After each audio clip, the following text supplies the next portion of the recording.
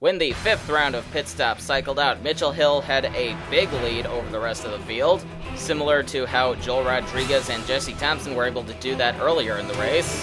However, Hill's car did not struggle to get up to speed, making him considerably harder to catch. Alex Graf in the 34 is running in second. He pitted a lap earlier than the 03, so he had slightly older tires and was able to click off slightly faster laps than the 03.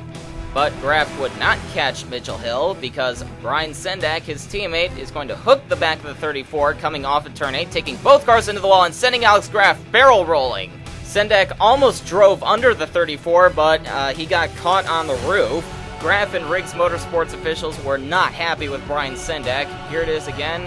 I hope for Brian Sendak's sake that he comes up with a really creative excuse for this incident, because a driver of Sendak's caliber should really be able to avoid these kinds of things. Here is the 159 car limping away. I mentioned that the 34 caught him on the roof. Sendak appears to have suffered some internal damage as well because he is way off the pace. Back at the business end of the field, Jesse Thompson and Lawrence Burr have caught Mitchell Hill.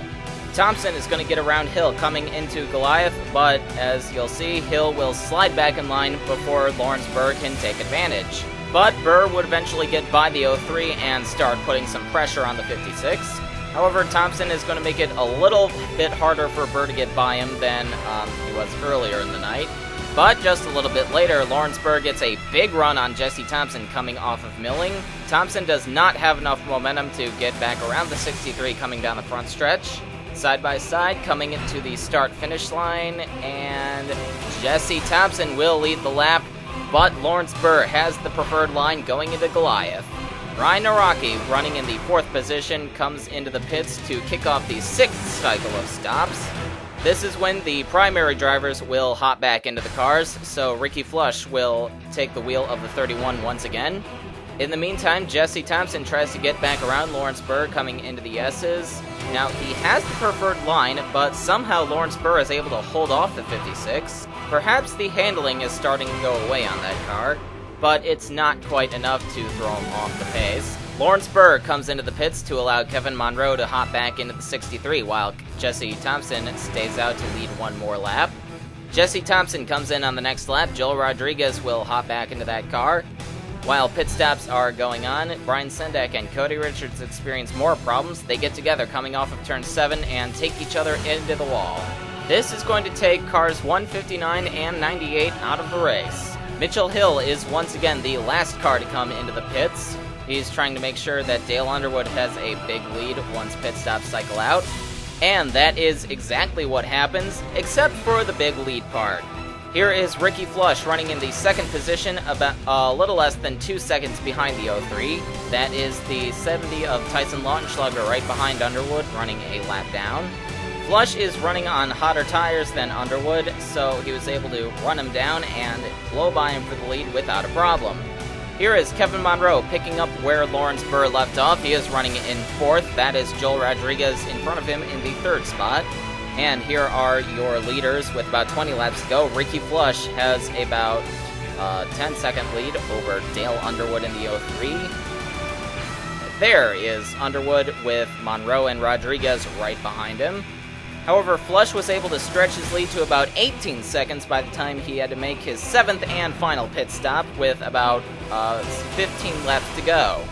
Flush pits just as his window opens so that he'll have very hot and very fast tires by the end of the race. But on the next lap, the leaders do not come into the pits. I guess they plan on coming in later so that they can build up some distance on Ricky Flush while he has cold tires. Here is Ricky Flush out of the pits and in 4th position. At this point, the leaders have about an 18-second gap over him, but the longer they don't pit, the more distance they'll be able to build up on him. Namimura is running a lap down in her damaged 39 car, but she is able to keep up with Ricky Flush because she hasn't pitted yet. On the next lap, the leaders do not come into the pits once again. However, Michael Carter in the 109 does. He is a lap down.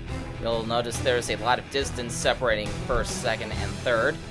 And then on the next lap, you guessed it, the leaders do not come into the pits. There is no way they're going to make it to the end of the race without making one more stop, but they are trying to get as much distance on Ricky Flush as possible, because when they do come out of the pits, Flush will be much, much faster than them. And finally, with 10 laps to go, Dale Underwood makes his final stop, along with Alexis Rainsford, who is running a lap down.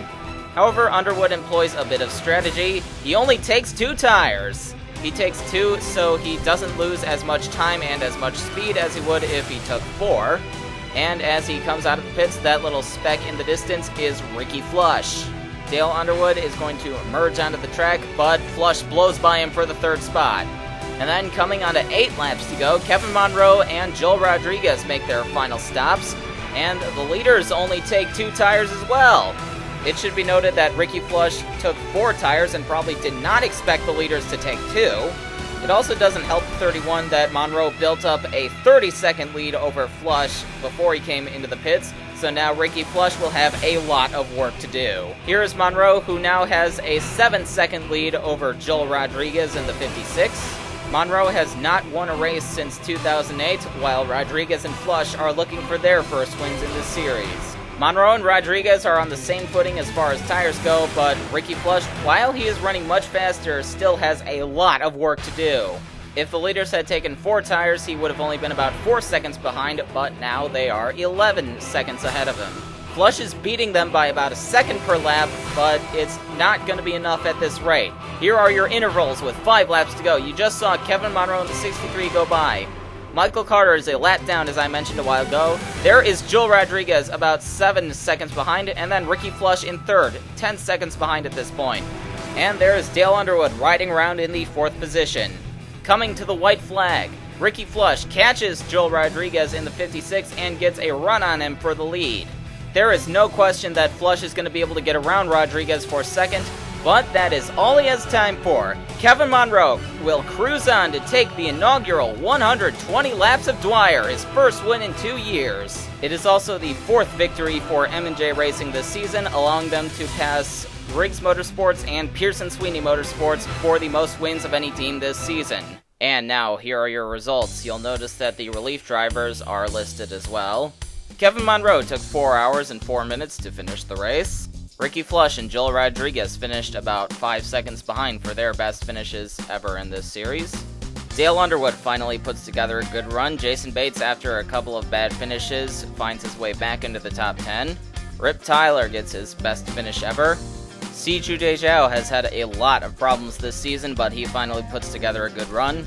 Tyson Lautenschlager finishes 8th. He was the first car lap down. Namimura 9th, and then Joey Harrison finally puts together a good run. He finished 10th. And now let's take a look at the point standings. Andy Pearson maintains a 54-point lead over Jason Bates despite getting into a wreck. In fact, everybody in the top 10 except for Jason Bates and Kevin Monroe got into a wreck or had a problem of some sorts during the race. This allowed Jason Bates to move all the way up to 2nd, while Kevin Monroe takes 4th from his teammate Brenda Riggs.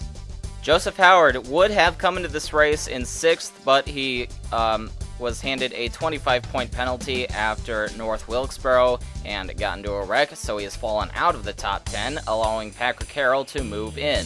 And then everyone behind Howard moves up 1 spot.